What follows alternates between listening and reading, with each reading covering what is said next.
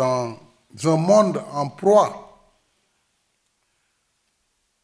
aux tensions et aux incertitudes, il est à la fois opportun et salutaire de créer des espaces de dialogue. Ce qui manque beaucoup dans le monde d'aujourd'hui, des espaces de dialogue pour penser ensemble les chemins possibles de sortie de crise.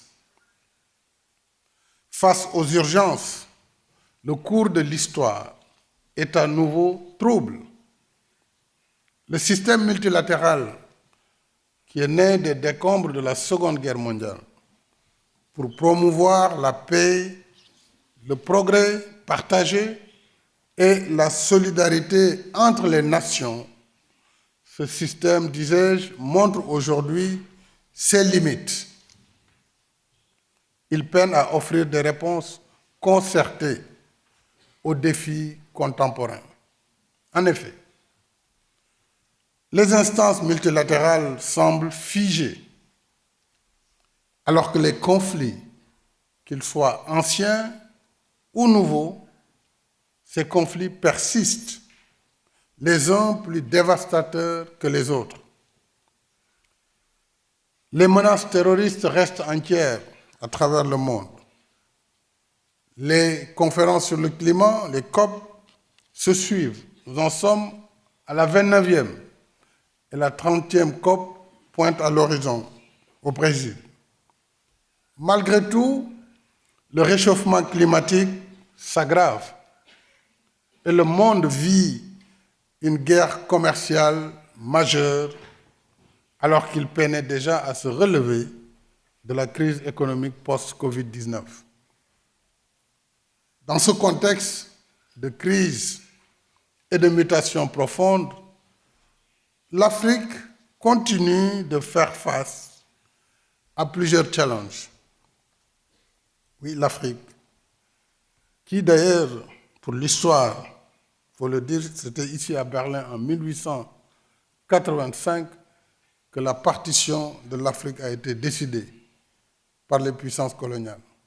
Et depuis, ce continent vaillant, résilient, se bat pour sa dignité, pour son développement. Je me limiterai à 4 défis en ce qui concerne le continent africain. Ce sont des défis majeurs, mais il y a d'autres problèmes. Alors, le premier défi, c'est le défi de la paix, de la sécurité et de la stabilité. En plus de situations conflictuelles persistantes, le terrorisme tend à devenir endémique sur le continent, et en particulier dans la région du Sahel.